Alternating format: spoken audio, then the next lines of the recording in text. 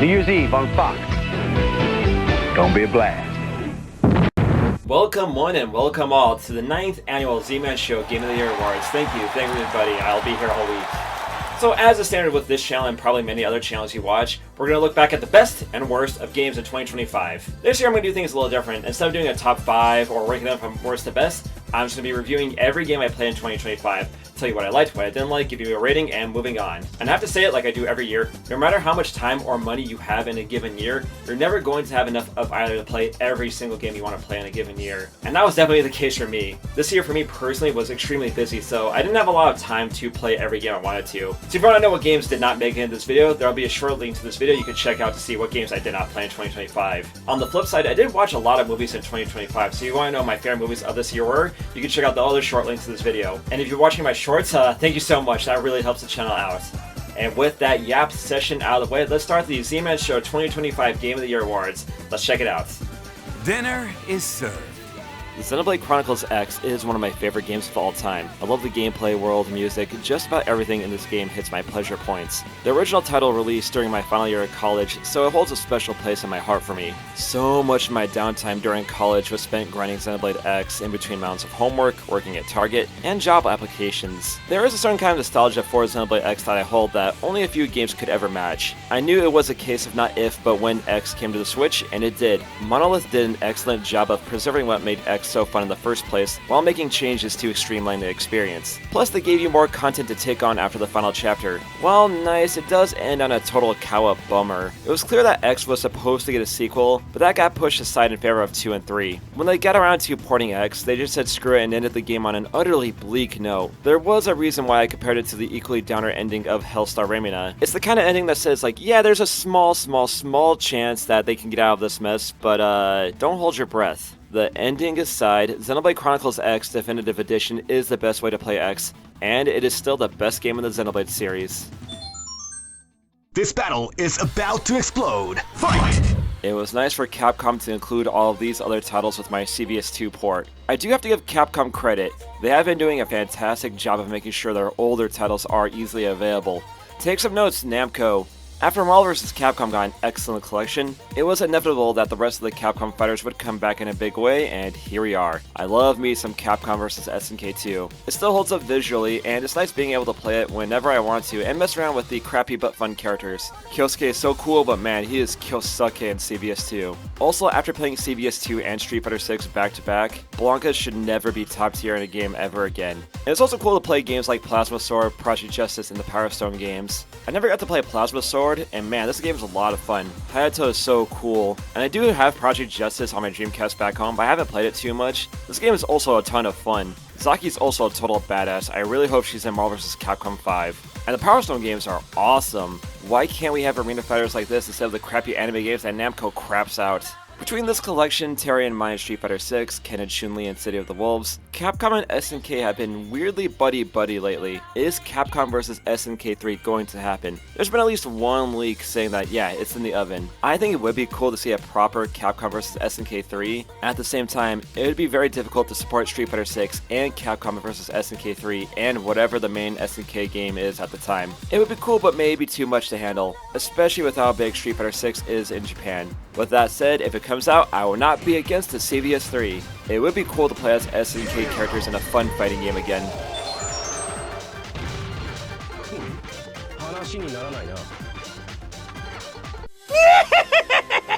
A Majima spin-off set in Hawaii.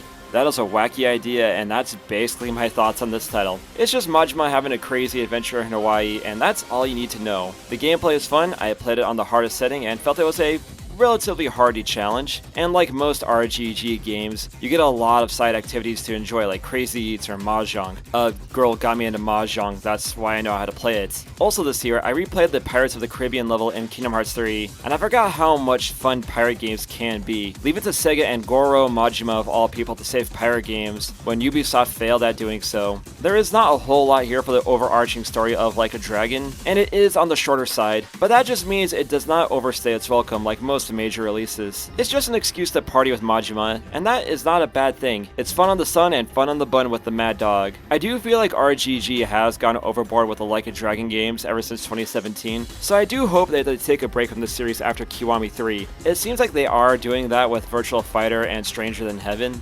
No matter what, I'm always going to be excited for whatever new title RGG puts out, and whatever new experiences we'll get with the Like a Dragon series. With heroes like Ichiban and Majima, you know you are in for an insane time.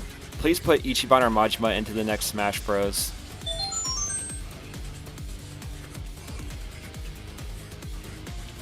Are you okay?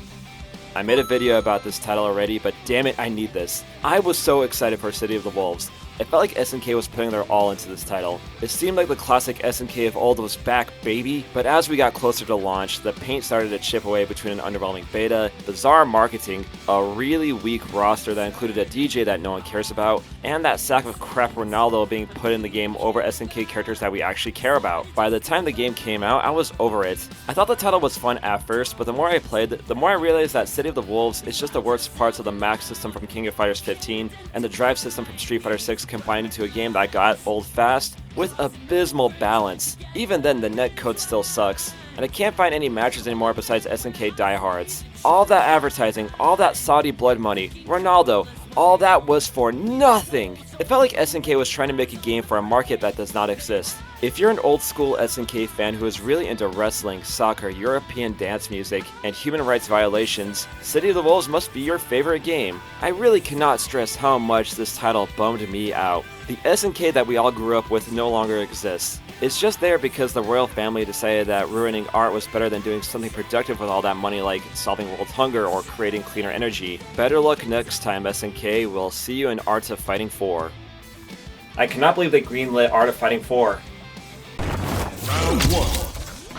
Fight. Year 3 of Street Fighter 6, and it's still going strong. Even after all this time, I do enjoy the game, but I would be lying if I said that the game hasn't gotten at least a little bit stale. It feels like I've been doing the same combos and having the same issues now as I did at launch. Drive rushes are finicky to check, throw loops are a pain in the butt to deal with, and Capcom really should consider nerfing Blanka, Maya, Kuma, and, well, basically all the top tiers. Yes, there have been adjustments, but nothing too drastic. Plus, Capcom Cup getting paywalled and EVO getting bought out by Saudi investors also crippled my interest in the game, but that's neither here nor there. My theory is that with the Street Fighter IP being controlled by Capcom of Japan this time, they are doing what appeals to the Japanese audience. And given how big Street Fighter 6 is in Japan, they did something right. So Capcom Japan doesn't want to change the game too much, lest they alienate their Japanese fans. Even Tokido said something along the lines of, he doesn't want to commentate too much on what he wants for Street Fighter 6, because he feels like he would be putting too much pressure on the devs to appease him. Tokido should at least say, hey, it would be cool if there were more costumes and more than 4 characters per season. Then again, you don't have to change too much when your competition takes turns punching themselves in the nuts. Don't get me wrong, I still play and enjoy Street Fighter 6, and it's still probably the best bang for your buck out there in the fighting game market. Just a few changes would not hurt the game. And yes, I did buy the slutty Jamie outfit.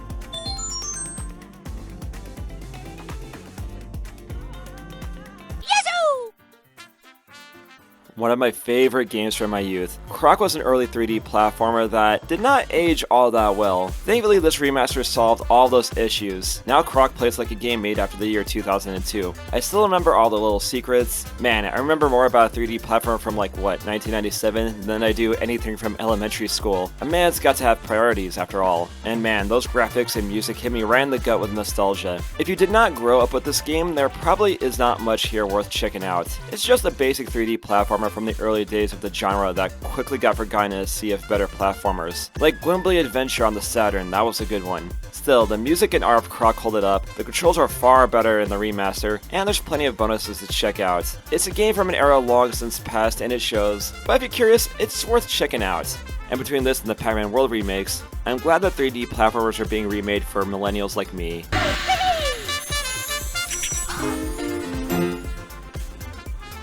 And if we are going back and remaking old 3D platformers, $1 million idea, Sega. Billy Hatcher remake. This game was awesome. The first of 3 high-intense side-scrollers from 2025, and 3 new Ninja Gaiden games in 1 year. That was an unexpected but pleasant surprise. Ragebound is the kind of game I wanted. It's just as difficult as the NES games, but far more fair. It really does feel like every death was your fault, and you can overcome any obstacle with a bit of thinking and skill. I did find myself hitting walls at points. This boss in particular was a pain in my butt. However, with a bit of patience and a cool mind, I was able to overcome it. The art's great, the music is great, the level design is great. Everything about this game is just, well, great. It's a tough game, not for the weak, but a true ninja would never take the easy path.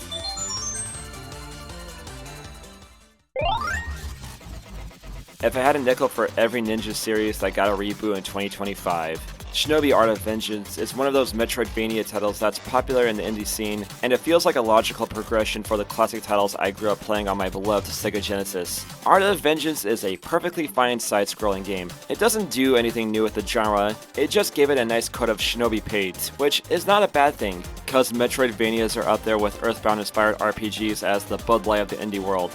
I don't know where I'm going with that metaphor. The point is, as a way to reintroduce a classic Sega franchise to a new generation of players, they did a fine enough job doing so. It plays, looks, and sounds cool, and that's really all you want in a Shinobi title. I hope this game sold well, so Sega will be motivated to remaking the PS2 Shinobi game or Nightshade. Hibana was too perfect to not star in another game.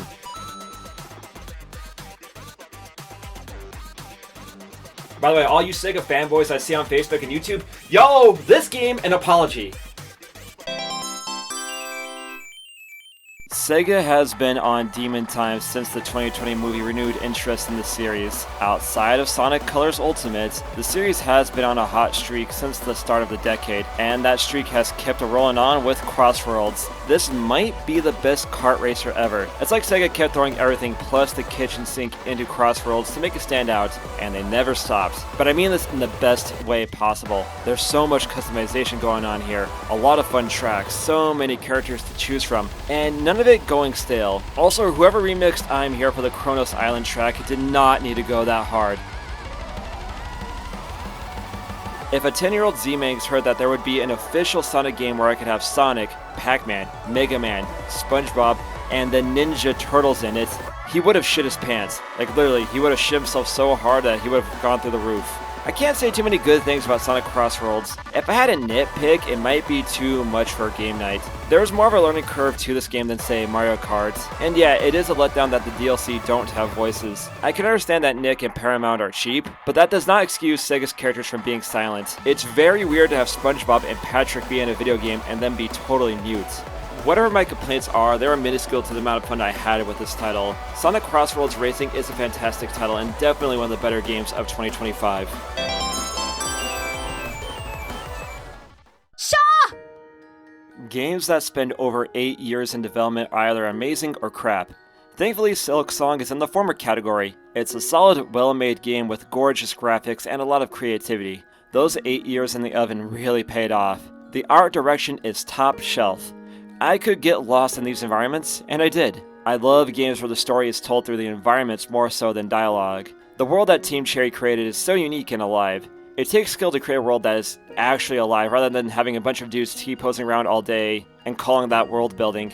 That said, I could not tell you a single thing about the plot other than there's a bunch of little guys running around. I play these games for the thrills, not the story. Don't crucify me in the comments. I saw some people online say that this game is absurdly difficult. It's challenging for sure. For me personally, I had a harder time with Ragebound and Croc. You're just horribly weak at first, but after you get some more moves, it's not too bad. Or maybe I'm just a god tier gamer, you be the judge. I had a wonderful time with Silksong, and hope it doesn't take Team Cherry another 8 years to make a new game.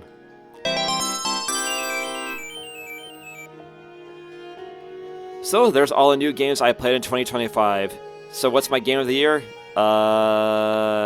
Capcom vs SNK 2.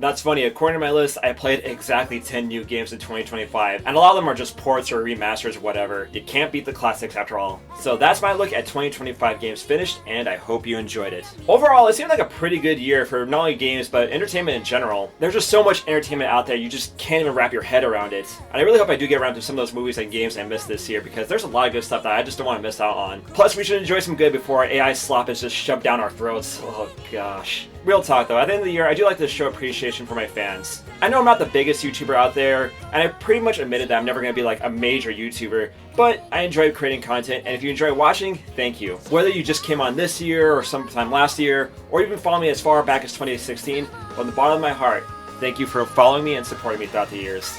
2025 was a big year for me, and I hope 2026 will be even bigger for me. And I know the world can seem pretty bleak right now for a lot of reasons, but just remember, a shred of empathy will go a long way. Always remember, we outnumber the bad guys. And just remember, trans rights are human rights, Black Lives Matter, free Gaza, abolish ICE, and just say no to AI art slop.